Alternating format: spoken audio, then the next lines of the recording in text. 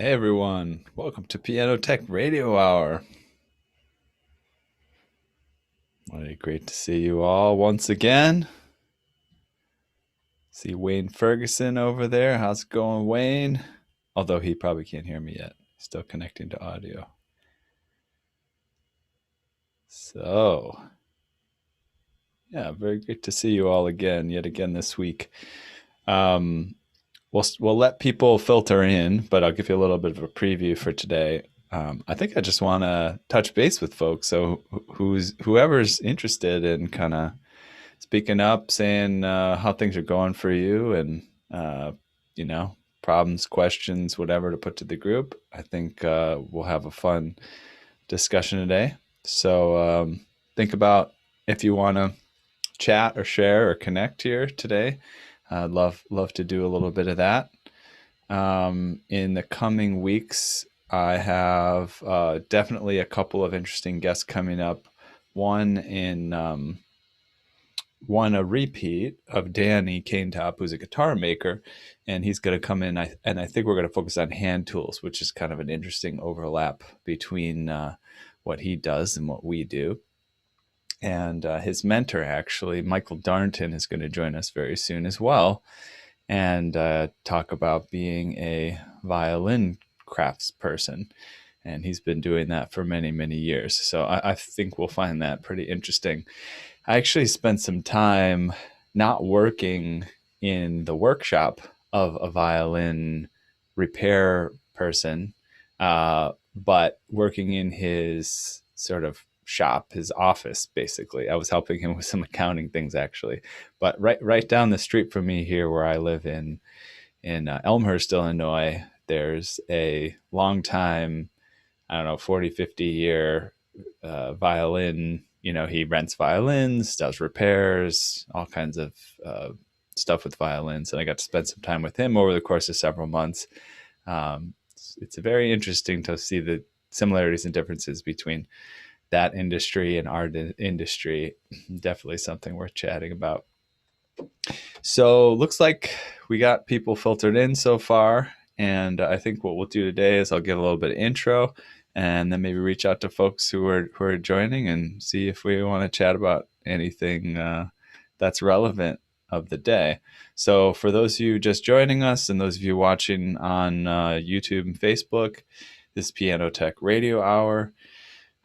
We bring you some very interesting folks from the piano industry and overlapping realms. Sometimes pianists, sometimes piano store owners, sometimes, as I said, people who make other instruments or something relevant to what we do. And this is sponsored by Piano Technicians Masterclasses, which offers cutting edge instruction from piano industry masters without leaving your home. And yeah, we've been running this for well over a year at this point. Started in the pandemic and still going strong. So at the risk of picking on people, well, first of all, I see a couple people that I might want to chat with. But before I pick out on people, is there anybody that feels interested in chatting with me a little bit before I pick on you?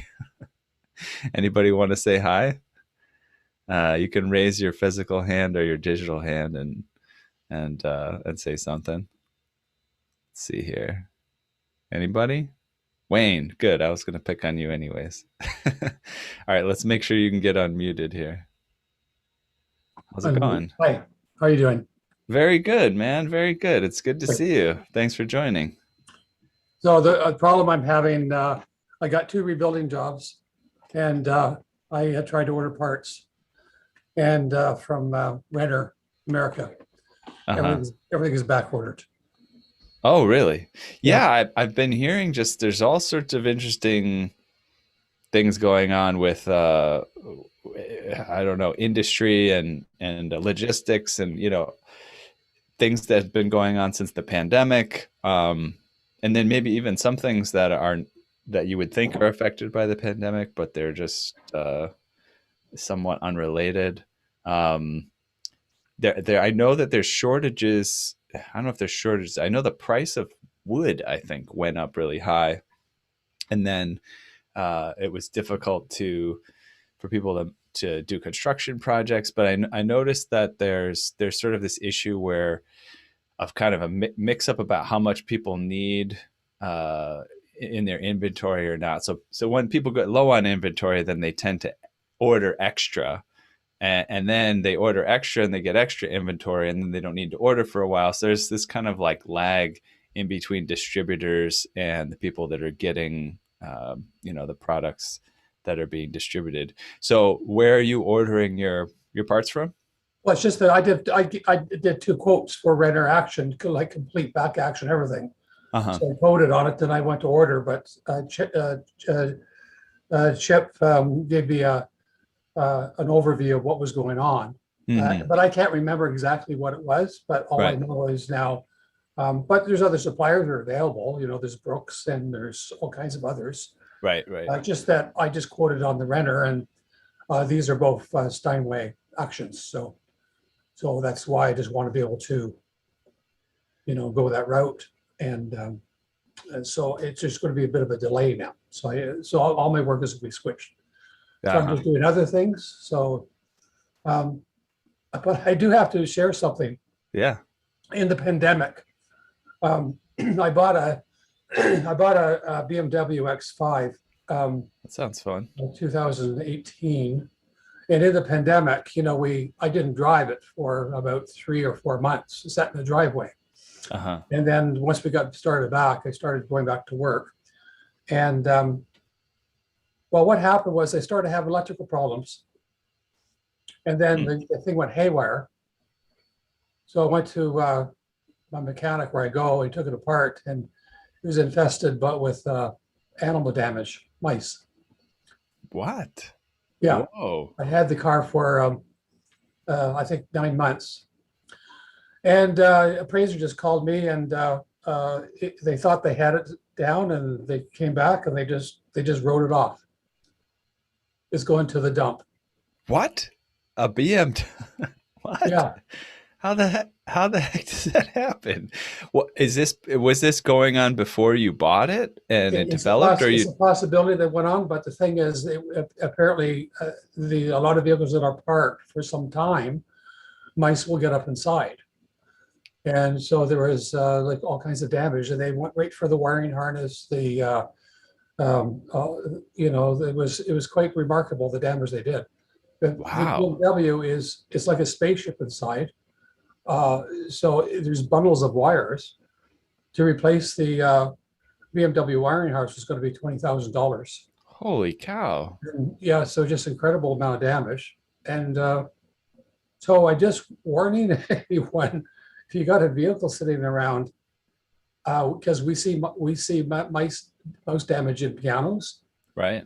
I am doing some service on the Yamaha N1s, and the mice are going in there and they're eating the wires. I'm talking to some other colleagues, so they're also having issues where the mice are eating some of the wires inside the pianos. And Wow. so just be aware that this can happen to your car. So what exactly do you get some sort of, is insurance cover this? Like what is going? Yeah, there's apparently animal damage part of insurance. It's a known thing if you start doing Google search. But I'm just saying this because we are in the industry where we see Right. mouse damage in pianos or from years ago. Mm-hmm. It's apparently a thing in vehicles, and especially through the pandemic where a lot of vehicles have been parked. Right. So, yeah. I never would have thought. Yeah, it's interesting. It seems like they've been able to do more damage to a BMW in a few months than you might see in a piano. I mean, I'm sure they could really damage a piano, but it seems like that kind of thing happens over time. People don't really realize what's going on, and because it has that cavity in the bottom, of an upright piano, I think that's typically where you see mice, is the bottom cavity of an upright piano. It's just kind of settle there in the bottom and do their thing, I guess. Some of the materials they use in the vehicles are what do you call it, eco-friendly, and apparently there's some stuff that the insulation, they like the taste of it, so they're eating this insulation, and it's also works a perfect nesting material. plus all the foam lining, because they spray the body cavity in the factory with this sort of thin foam. And so they've eaten all that foam, right? And anyway, I just want to share that to warn people to be careful. Yeah, thanks for sharing. Yeah. That's very annoying. So what kind of work are you doing otherwise? You're going out in the field? Clearly you're vaccinated and you're not too concerned about that, but you're doing some shop work on the weekends, or what's your schedule like? No, I'm doing a lot of studio work right now. So there's a couple of recording studios I tuned for. So they're all booked back to back. And there's one studio that has two pianos, and they have a CF3S and a C7 that I restored, both of those. But there's another artist that came in, Catherine, Catherine Wilson. She's a very talented artist up here, and she had a quartet, and she has a deal with Busendorfer. So they brought a Busendorfer in. So it was kind of unique because in the studio, there's these three pianos. It was like the stars were all lined up. And so I had a chance to, and this project took 3 weeks. So the piano was being used twice a week. So there was some people coming and using the CF. A few days later, some were using the 9-foot, or the 7, and then her using the Busendorfer.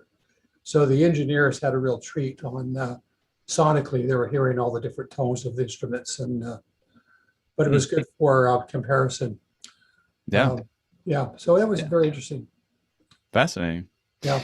Yeah. I'm realizing that these are the few days there that unrelated to what we were just talking about, but these are a few days that the tech convention is going on, the PTG convention is going on in Florida. And I'm curious, is anyone, it doesn't look like anyone's here is tuning in from Florida. I'm guessing you're having a busy time, but did anybody think about heading out to that? Has a specific decision not to, or, anything? I know personally, I just was unable to because, my schedule is packed with other things and it would have disrupted my family time. But yeah, anybody else thought about going, or would have looked forward to going if not for something in the way there? I'm actually gonna ask a couple folks here who I haven't talked to too much, see if they're willing to chat a little bit. I'll take you off the spotlight, Wayne, here, so you don't feel self-conscious. But yeah, let me just pick on some people here. Unless anybody, okay. Well, I heard from Susan in the chat here a little bit. Susan, how are you doing? Are you willing to have a little come up, or at least come on audio and say something, or are you busy? Audio. Yeah, go for it. Yeah, how's it going over there? I haven't been feeling very well. Really? What's going on? I'm vaccinated, but I just don't, a lot of fatigue. And I think that some Delta's wandering around. Well, I have to say, I was traveling in Puerto Rico about, I guess it's a month ago at this point, or 3 weeks ago, or something like that. I did pick up something. I got sick. It lasted a week or a week and a half, even if you really counted the very small beginnings and the endings of it. It went through my whole respiratory system. Yeah, started my sinuses, went all into my lungs, and ended with a cough. I didn't feel too terrible except for the first couple of days. It was not COVID. It was just something else. I got tested multiple times, but I also think I got the sense that just bugs are going around because people are starting to mix and mingle, and other germs are having an opportunity to hop on and off of us and have a party. I think a lot of what we assume is just nothing much is because we're vaccinated. And we're just getting a little hint of COVID, but it seems so minor, and probably we can't even test for it because our viral load just isn't big enough to notice. So I wouldn't be too sure about what you had some, but if it's minor like that, that's actually a good thing. It'll improve your immunity.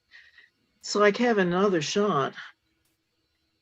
Yeah, suppose. I did a self-test that gave me results within 10 minutes. It took me about 20 minutes to make sure I verified how I actually administered it, but Uh, gave me results in 10 minutes. And then I did do a PCR test at a lab, which I feel pretty confident that I don't know, pretty confident. I should just use the stats, right? I don't know what the stats were with the results. There are false positives and negatives and so on and so forth with all of these tests, but I felt good about having it in a lab and done professionally.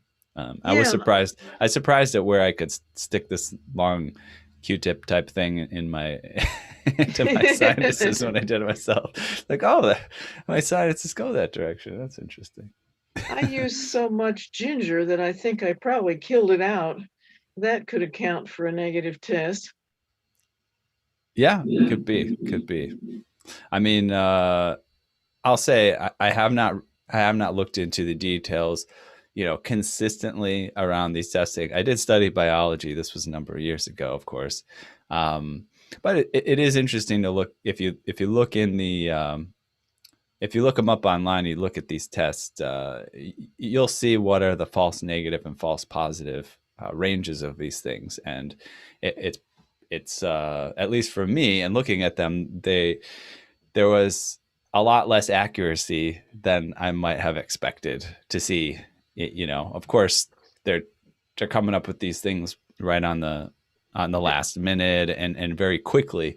But if you run the numbers and you think, oh, okay, so out of this many people would have a false positive, or this many people would have a false negative. It's not insignificant numbers, put it that way. I think that's true of a lot of testing, and it's just not an exact science. No, So I mean, it's sort science of, isn't even exact science. You yeah, can't really it prove anything. You can only really prove things false. You can't prove things it true. So it kind of gives you a general notion, but it's not really to be depended on as the right, final word. So right. so I'm staying home. I just Oregon isn't a hot spot for it, but I mean it's still all over the place, and our cases did double in the last 2 weeks. Oh wow, So yeah. I mean, and then in the South, it's just all over the place. So of Susan, all times to be, go ahead. I have a question. My daughter, I just actually want to mention my daughter had a Pfizer shot, and she had a long reaction that lasted almost 2 weeks. And it turned out my daughter, she has an issue with anaphylactic kind of issue with peanut butter and certain things. And I did take her to emergency twice, and they were happy to see her.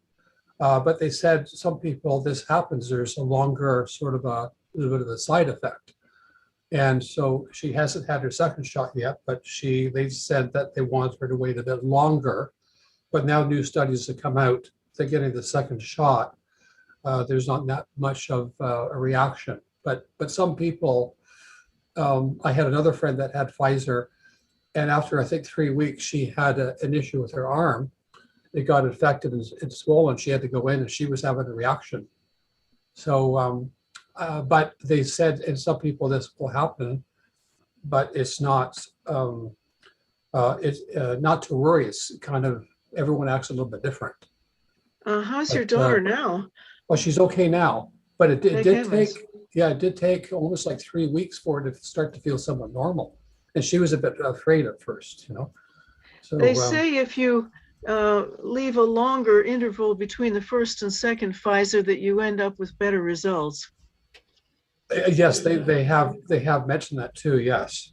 It's because the British wanted all the people to get the first shot first. And so they had a long time before they could get the second shot to people. And it turns out that works a lot better. Yeah.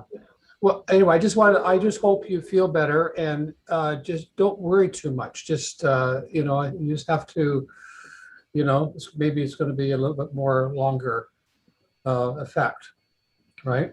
Well, I plan to just kind of take it easy, and it's certainly a fine excuse not to work for people for a while, and give myself a few months, tidy up things at home, do stuff that's been put off. Yeah. And just kind of sit back and wait to see what happens. So Yeah, I hear you. I hear Canada's done really well with the vaccinations.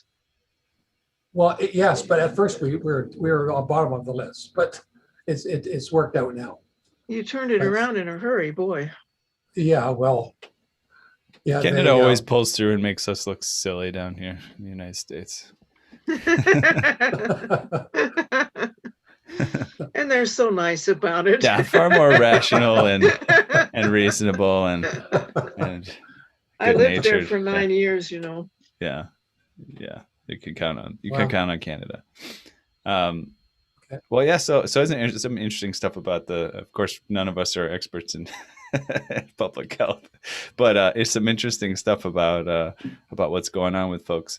And I'm curious, actually, if you don't mind going back to you, Wayne. I feel like so I had this session a couple weeks ago with Danny Kaintop, and he was the one who makes guitars. I feel like I saw you in the beginning, but then maybe you dropped off. Were you able to catch that one? I thought you might find it interesting because you work on guitars, right? Yes, I do. Yeah, I couldn't. I had to go out, so I was supposed to be at a job and I forgot about it tonight. Catherine said, "Where are you?" I went, "Oh, I'm late." Okay. All right. So anyway, I missed that. Yes, but okay. I did mention before that all I really want to do is build guitars all the time. Really? Oh, okay. Yeah. You would have loved loved this one. Okay, Yeah. awesome. So, Well, yeah, he'll be back. So you bring your questions along, and I mean, just to give a brief overview, he studied violin making for a few years, and kind of got his bearings down with that.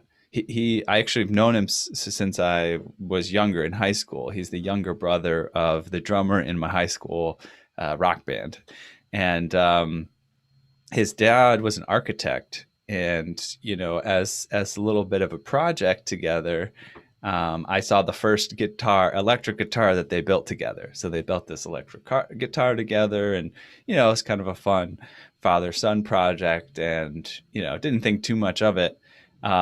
And then he went off and he studied classical guitar in college. I think he went to SUNY Purchase or something like this, and just figured, oh, that's his career path.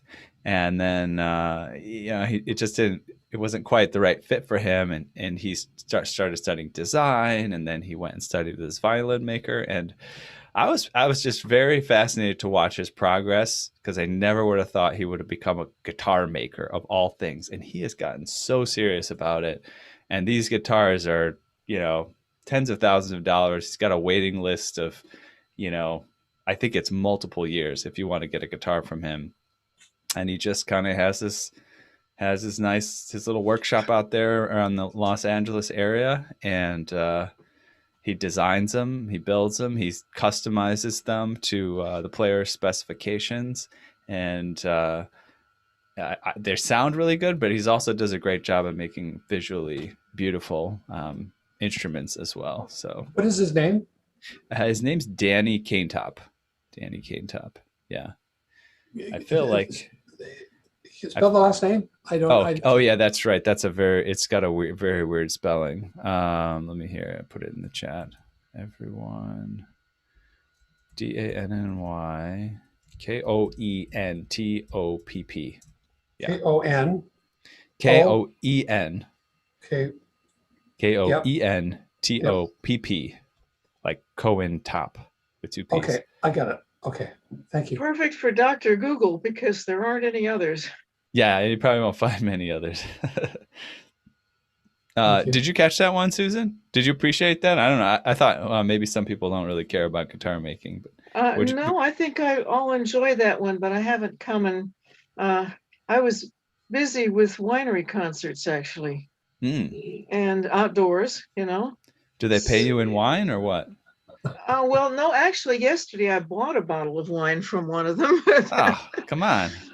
It's fair. Concerts that normally would be held indoors, but we're not doing them indoors. So yesterday's was a chamber festival, which we've held for 20 years.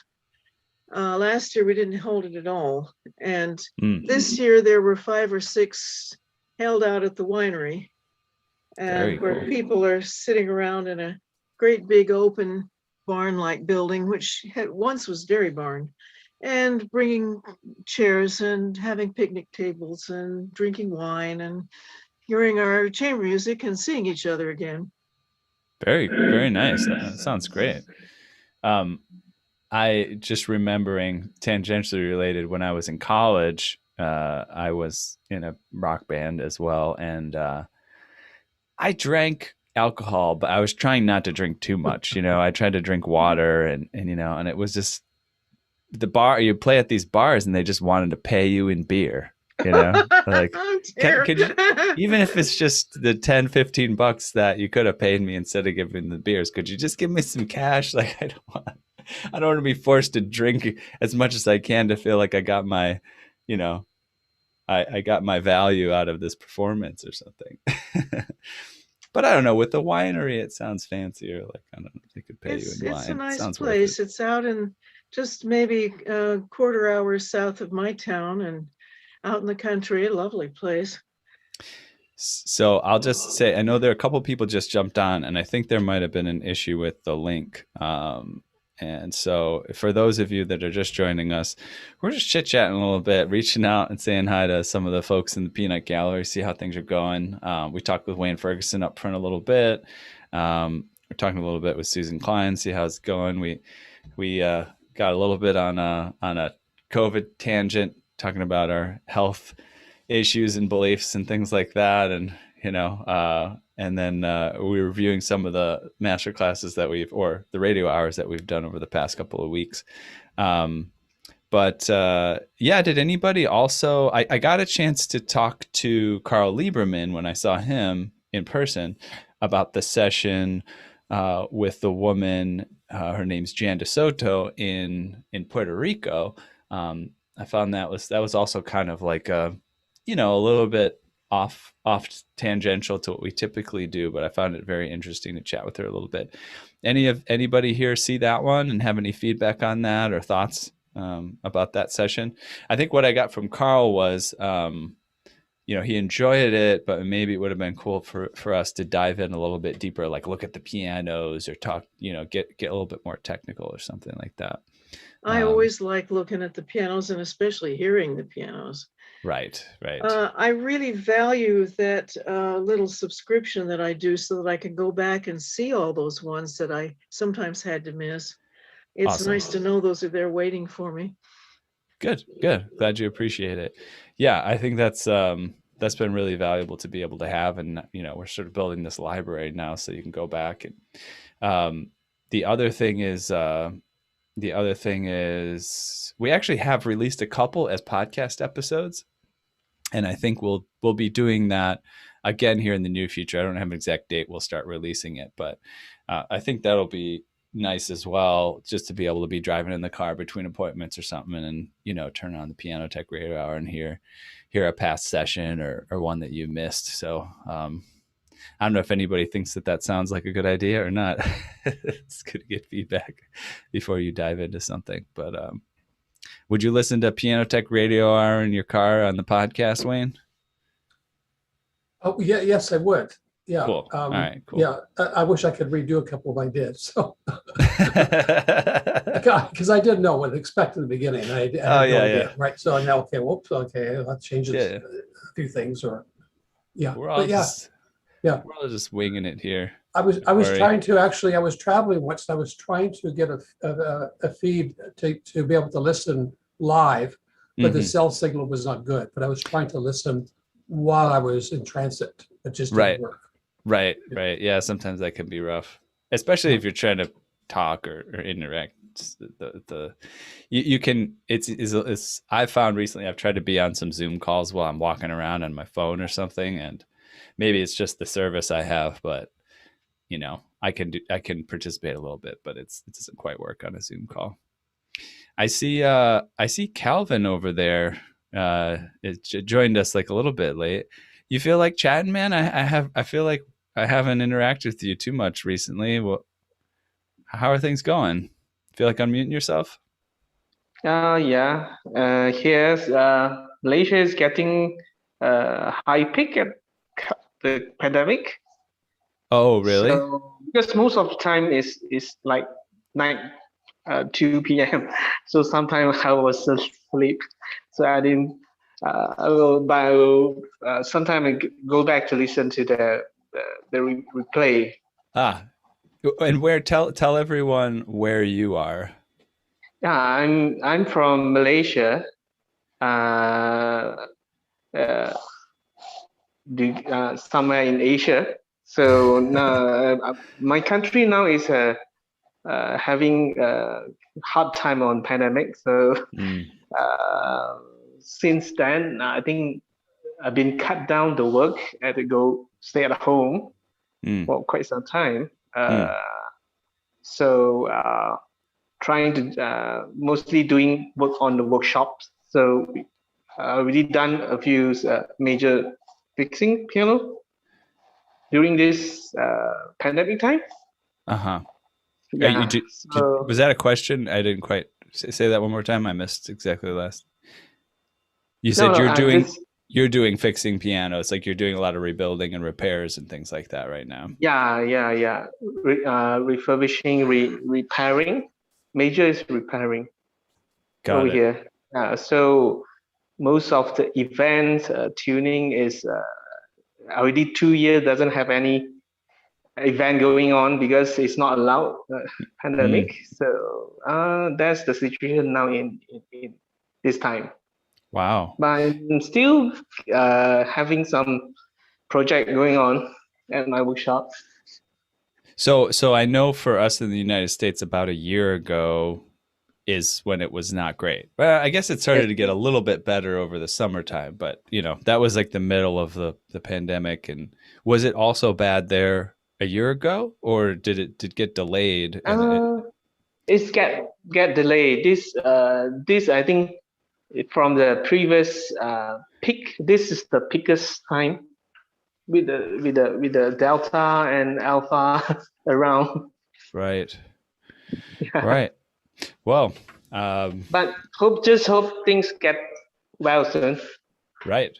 Definitely. Yeah. It's just a reminder that not only are there different levels of severity in different parts of the planet, but yeah, that things are complicated, and who knows how things whip back around or whatever we'll have to deal with. We're crossing our fingers and trying to return back to normal as much as we can, but it's good to be careful. So yeah, I think Calvin, it's like middle of the night there. So wow, thanks for joining us. It's an honor and a privilege to have you participate. Really appreciate you being here. Calvin, I want to apologize for the rich countries that we didn't send you enough vaccine. We really should have done that for a lot of places. It would have helped a great deal. Maybe we'll learn our lessons. Yeah, but the vaccinations things, I think is all leave to the government here. So it's quite a slow process right now. I'm not yet taking any vaccine, so that's why I will stay at home all the time. Wow. Okay. Yeah. I very good point, can get Susan. some soon. Yeah. Hopefully. Yeah. Thanks. Yeah, thank you for sharing. That's a very good point, Susan. It's kind of been the whole thing's been I don't usually swear, so in the spirit of David Anderson, I'll say the whole thing's been kind of a shit show across the whole globe in terms of people figuring out what to do and whether they're gonna focus on helping others or themselves or whatever. It's been quite of an adventure. We know a lot more, but we still have a lot of catching up to do. Right. Because we can't get rid of this until we get rid of it everywhere. And it doesn't matter if they don't have a ton of money to buy the vaccine, they still need to get it. Right. And it's in everybody's best interest too. It's a very good point. I'm looking at, I'm curious if Stephen Bucher can hear us. I'm looking at this like grand ceiling. I'm sorry, Stephen, even if you can't, if you're not going to be interacting with us, I'm going to spotlight your video. There he is. Where are you, in a church or something?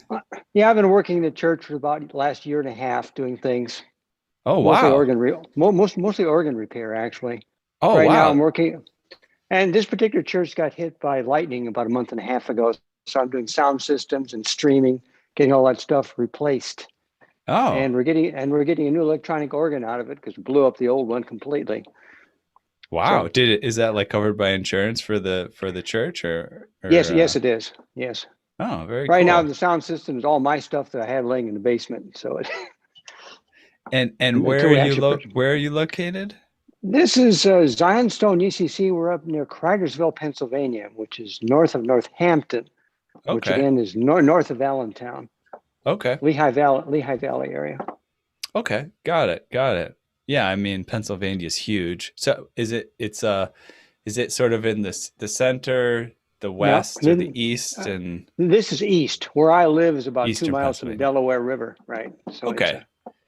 How long does it take you to get to Philadelphia? about an hour and a half at most. Okay. So not too far away from Philly. Yeah, exactly.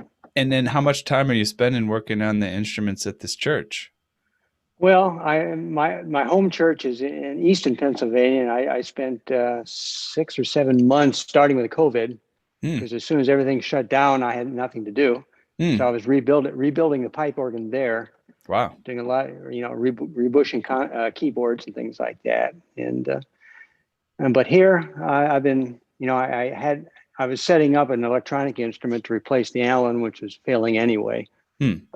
And so now I have that fully operational. So I have an instrument until we get the new one in. Congratulations. But I've been working on months here, basically doing all kinds of things.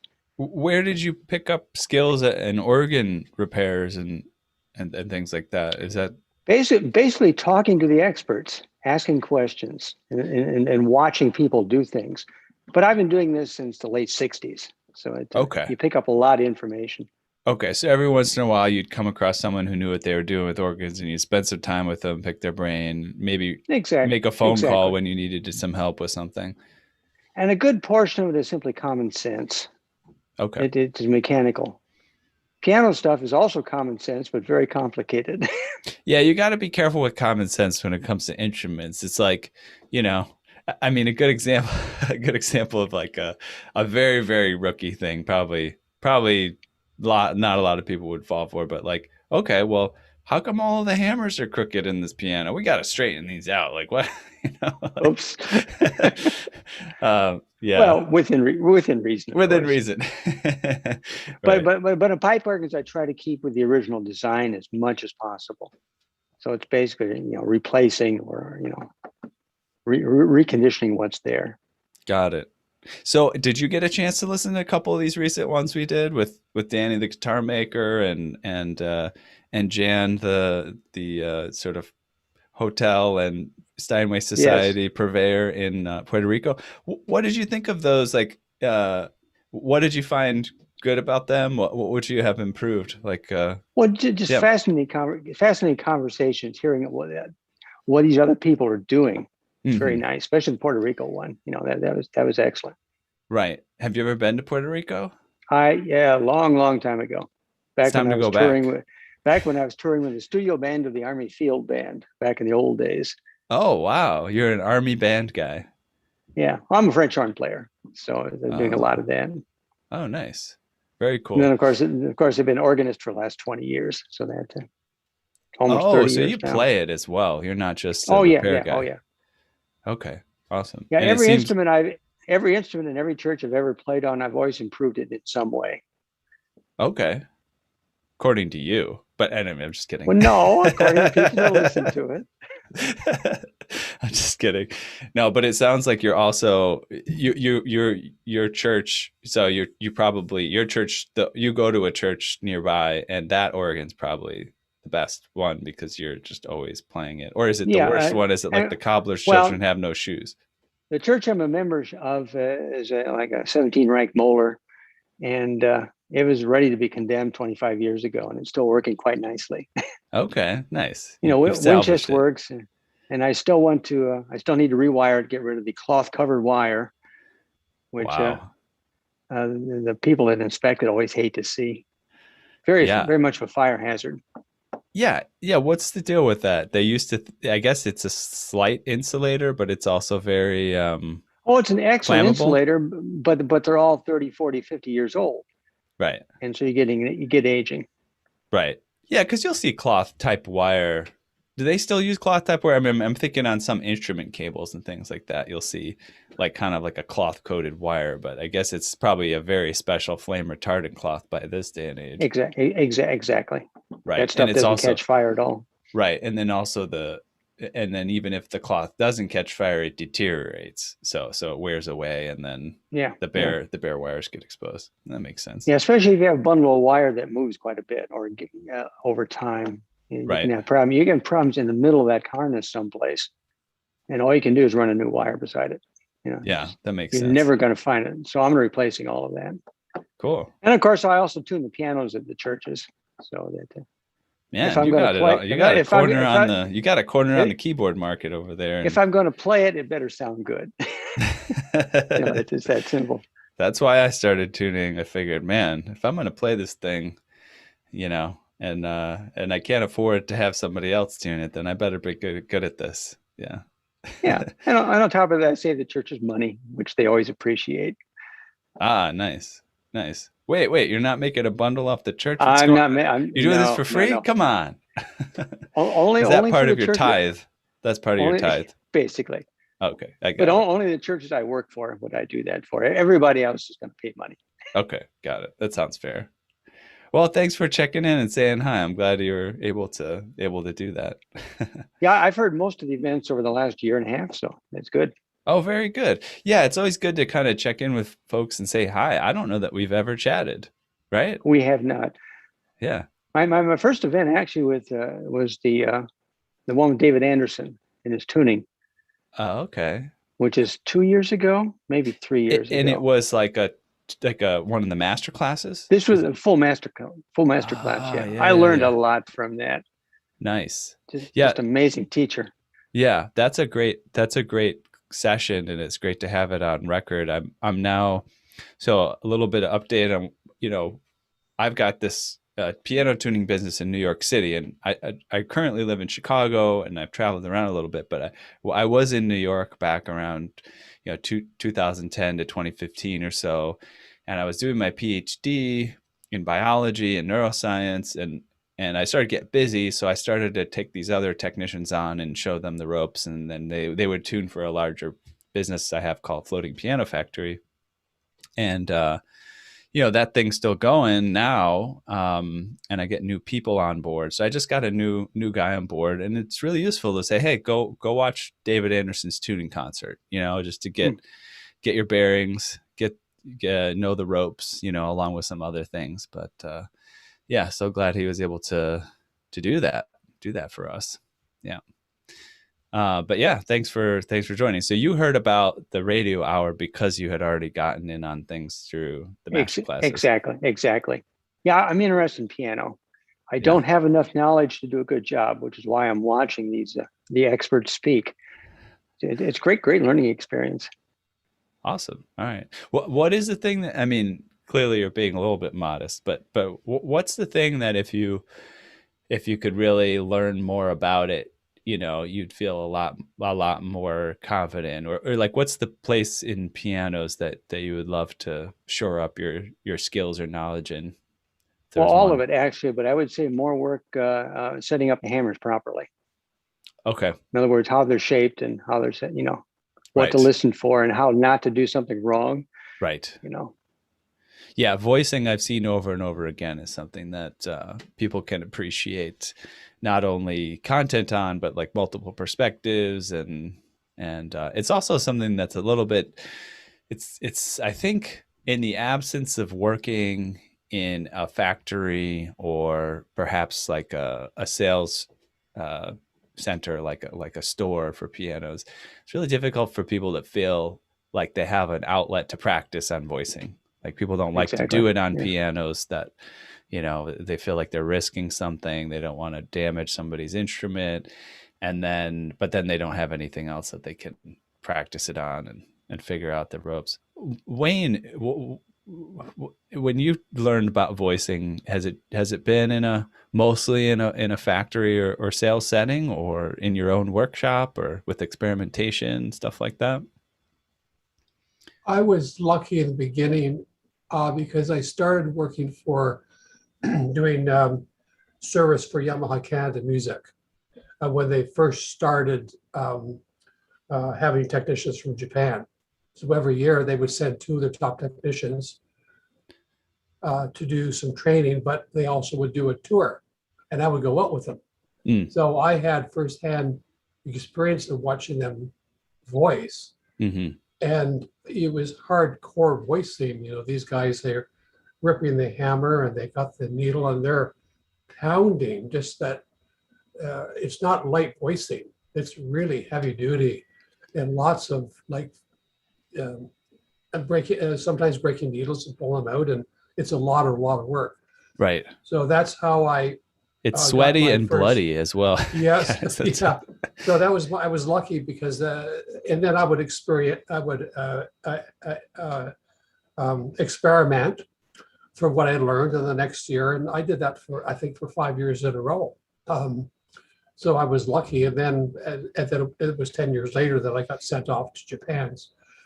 But I also did, when I toured the factories around the world, I spent 3 days in Hamburg Steinway, a week in Zeiler. So I had all these other experiences that I didn't know that what I was gaining at the time, just different techniques, And I remember one guy, one point in the factory, he came in and the other guys were laughing because he had a voicing tool he was using, but he put it down, but he didn't want to see me, and it was vice grips. So he was, and he was laughing, and he's pointing at me like this, and Yeah. So, but anyway, it was that's how I learned. So Got it it. was just convenient. Yeah, that is convenient. That helps out a lot, I'm sure. Yeah. Nancy, you said something in the chat here. You'd be interested in an interview with an audiologist or ENT doctor, knowledge about what we should and shouldn't do. Have you explored this personally at all, or is that something you're just you are looking for to sort of get into and understand more? Oh no, her audio is not working. Shoot. I can't hear your audio, unfortunately. Oh, that's too bad. But you can write in the chat, I suppose. But I'll say a couple things on that. And I think I'll take that suggestion. I think that would be somebody interesting. There's a couple tangential topics that I think we could cover that would be useful to a lot of piano technicians. One would be Alexander technique. I know that I think I heard it most from the Brooklyn piano tech who wrote about tuning. Yeah, gosh, I'm having difficulty remembering. I've got so much in my head; it's hard to sort through it all. But Dan Levitan, there you go, Dan Levitan. I think he got a chance to kind of study with someone who taught Alexander technique and found that very useful, just in helping his posture when he's tuning and what type of procedures to use to kind of like take breaks and stretch and all of this stuff. So I think that would be useful. And then, yeah, I think somebody in audiology would be useful as well. I first encountered, I think the first time I encountered this idea of protecting our ears while we tune was with Ken Eshte. At Northwestern when I met him many years ago, and I believe he and his partner there, Bill Schwartz, were using ear protection, and he even maybe had some custom earplugs. And I actually ordered a custom pair of earplugs that were pretty fancy, and they had a little filter that you could replace, but they were kind of custom shaped to my ear. I unfortunately lost them, and then just kind of went back to using foam earplugs and things like that. But that's a really great habit to get into that a lot of people don't. And then there's like a handful of people that get into that habit of using earplugs. And audiologists would know have a lot of different suggestions and ideas around this. It is certainly something we all have to be careful of. I know a little. I mean, this is kind of it's not sad per se, but it's like a funny story about a piano technician that I know who has to use a hearing aid at this point, which is, it's fine. I think he can tune with a hearing aid and it's fine. But I was talking with talking with him on the phone, and I said, "Oh, could you hand the phone over to your wife? Because I wanted to ask his wife something." And he said, "Actually, I can't. You're going to have to call her directly because my phone is Bluetoothed into my hearing aid, so she won't be able to hear you." I didn't realize they had that technology nowadays. I mean, it makes total sense, but yeah. So nowadays the Bluetooth speaker can just go directly to your hearing aid, which is kind of fun. But yeah, that's a great topic. Any other topics too that anybody has ideas about? Feel free to pop them in there for me to go scouting. And if you know folks that you want to have join here, that's also great too. You can connect me with them, and we can set up a session with anyone. Another point too about bringing people on. So I had again, I'll share about this anonymously. And again, it's just like the process of doing what I try to do here. I was calling, just doing some research about about one of these online conventions I produced, and ended up calling this woman, and I said, yeah, I'm, just checking in, see how things are going. And basically she started to share, "Oh, well, you don't have enough women who participate in, Piano Tech Radio Hour and Piano Technicians Master Classes and things like that." And yeah, I was not surprised to hear that from her. And I appreciated that she shared that openly. That was a concern of hers. And I shared back with her that, there's a handful of women who have participated in these sessions, but there's also more of them that have decided not to. So and it's not out of like principle or anything like that. I don't think it's a principle thing. I think they just kind of felt like, I just got other things I'm doing or whatever.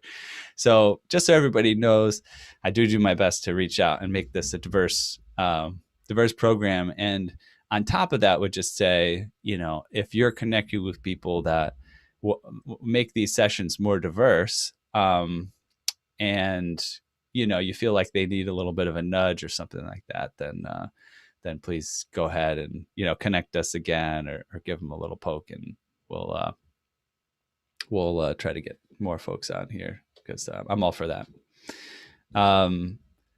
Yeah, let's see here.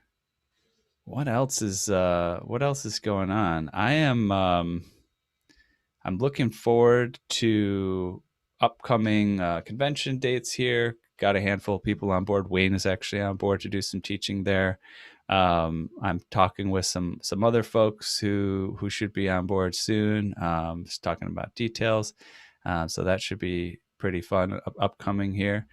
And then I'm curious if anybody else wants to say hi here. Again, I'll just gonna like pick on you guys, and you don't have to respond or whatever if you don't want to. But Larry Lobel has his photo there. I'm curious if you feel like chatting for a second. No need to come on camera, but if you want to voice in, that's cool, Larry.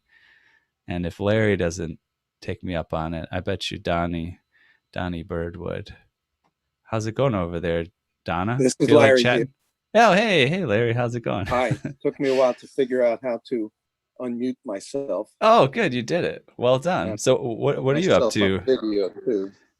What are you up to right now? Well, I didn't work a whole lot during the pandemic, but things are picking up again now. Nice. I'm officially retired. I had been the piano tech at the Green Music Center, which is a wonderful venue here locally. Where are you located?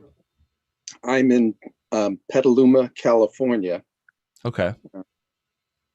And this was a $120 million music venue that opened about 10 years ago, and I was hired on as the first concert tech there. that was sort of the cap of my career. Before that, I was just a field technician my whole career, just Okay. working in people's homes. And then I got that job, and it was a wonderful opportunity. And it actually gave me the opportunity to do what you were just talking about before, which was I had my own piano laboratory there. Oh, wow. There are pianos of all grades, from brand new Steinway concert grands down to beat up old spinets in practice rooms. So I got to try out a lot of things that I hadn't tried before. I learned a lot while I was on the job, and it was a great cap to my career. So I retired 3 years ago from that job Got it. because physically it was getting too difficult. But I still worked for them as an independent contractor. They did not hire someone to replace me, and they seem to still want me to do it as long as I'm willing to. Got it. So I don't have a lot of the obligations I had, but I still get to take care of all the pianos up there. Nice. You're like friends with benefits at this point. You're not... Exactly. Yeah. That's great. Yeah. And did you catch those last couple of sessions we did with the guitar maker and the Puerto Rico session, or did you miss those? I was there for Danny Kaintop, and that was interesting. I did not make it to the Puerto Rican session. Oh, okay. But yeah. I'm intending to go take a look at it as soon as I get the chance. Check it out. That was really fun. Very interesting character. Ever since the 60s, she's been building this hotel / piano center, Steinway Society of Puerto Rico, with 6 different pianos and a piano bar. And she's an artist, and the place is filled with sculptures and paintings of hers. And she's met people all the way from Yo-Yo Ma to President Obama to whatever. Like, it's fascinating little world she's built there. Yeah, very cool stuff. I'd like to say a little about the PTG convention, if I may. Oh, of course. Are you attending right now, or did you have to skip it? I'm not attending. I had decided a few years back that my days of traveling by airplane are over, for various reasons, personal and otherwise. But I wanted to mention, in case people don't know, that they're actually live streaming some of the classes from the convention. True. And I think you, Ethan, have to take some of the credit for that happening. I think PTG has followed your lead. Nice. Yeah, thank you. Yeah.